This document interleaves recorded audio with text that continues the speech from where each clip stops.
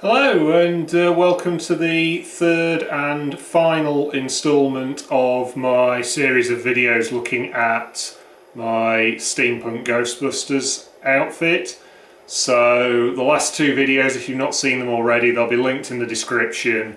They're looking at building the proton pack, which I'm not going to feature at all in this video, because what I'm going to talk about now is all the other bits that I've done for doing the complete outfit. Now I'll probably stick on a photo now of the completed thing, just so you can take a look. So this is looking at what I did for all the stuff that wasn't the proton pack, basically. So first thing I want to look at is this, which is my PPE meter.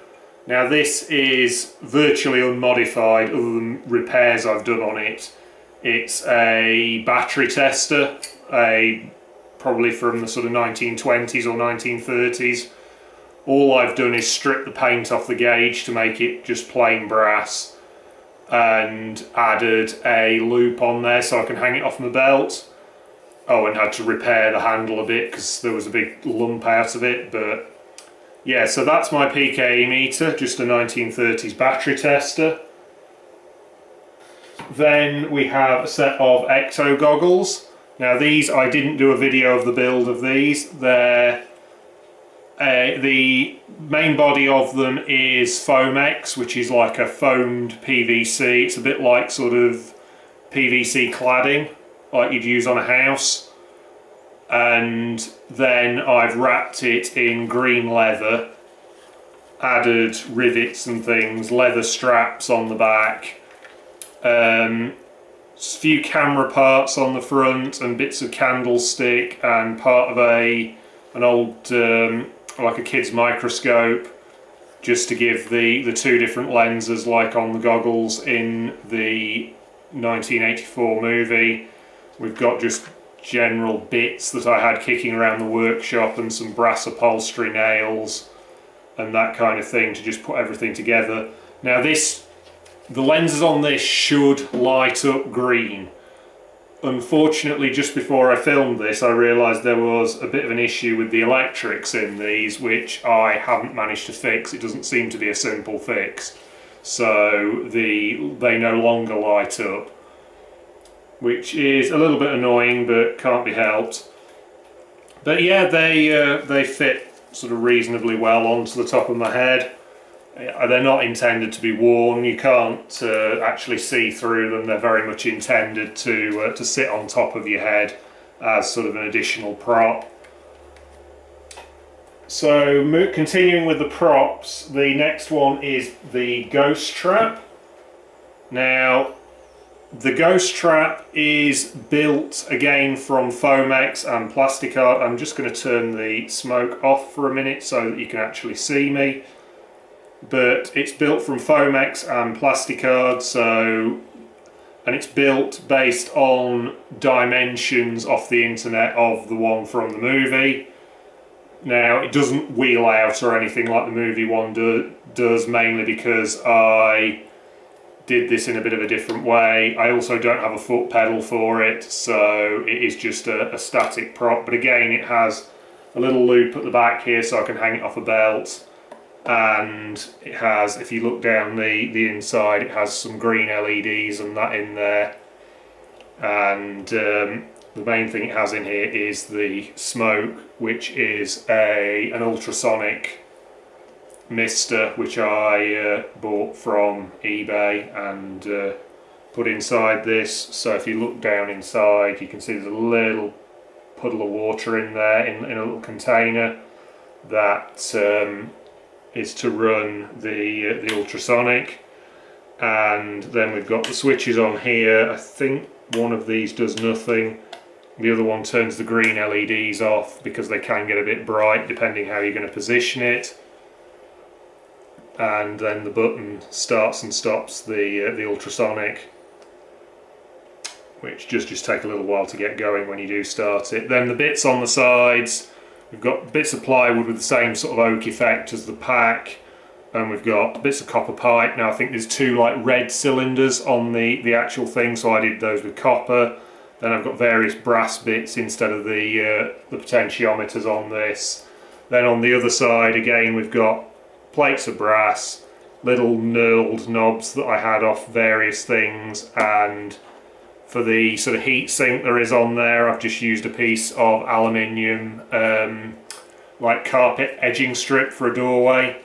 Then we've got a little trap status indicator there on the top, which is an old clock bezel with the glass in it, and then I've sort of manufactured a needle. It doesn't move, it just sits there and does its thing. And then obviously you've got the handle to hold it by, which is just a section of broom handle. But yeah, so this one I didn't film the build of, unfortunately, mainly because I wasn't sure if it was going to work, because it was my first time working with Foamex, and I didn't want to go to the effort of filming it on the basis I didn't think it was going to work. It's not it wouldn't be a particularly interesting build anyway. It's mainly just dimensioning stuff out and then cutting it on a scroll saw, gluing it all together with super glue, so it's not a particularly interesting build. But yeah, that's the final piece of sort of prop that goes with this outfit. Then the outfit itself is a jacket that I got from a charity shop. It's like a sort of safari suit style jacket that, as I say, I got from a charity shop. Then I've put these custom buttons on, which are cold cast brass.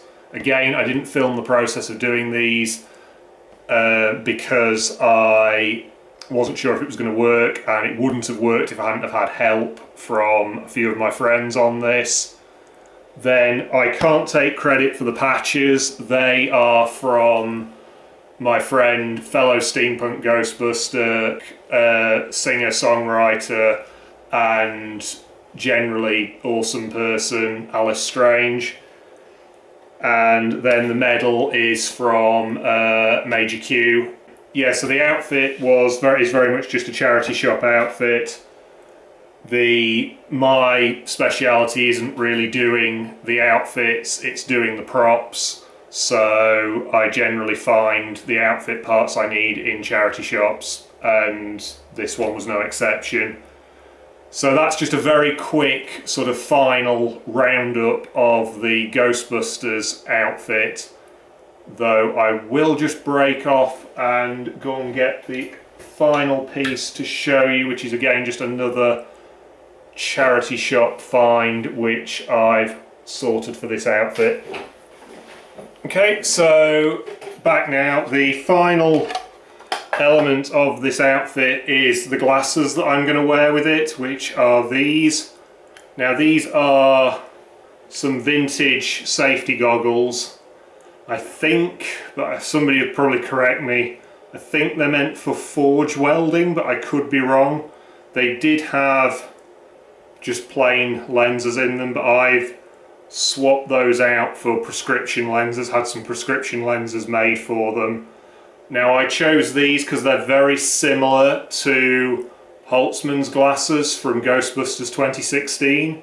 So although the outfit is based on classic sort of 1984 Ghostbusters, with the glasses I went with Holtzman's glasses just because they look more steampunk, but they are quite comfortable to wear when I've worn them when I did the photos, which I'll just tag on the end of this video. So if you liked this, going through this whole process with me through the build, please like my channel, please subscribe so you catch all of this content. Yeah, I'm not quite sure what my next build will be that I'm going to do for YouTube, but it's great to have everybody along for the ride and to see what the processes are. So I will hopefully see you all soon.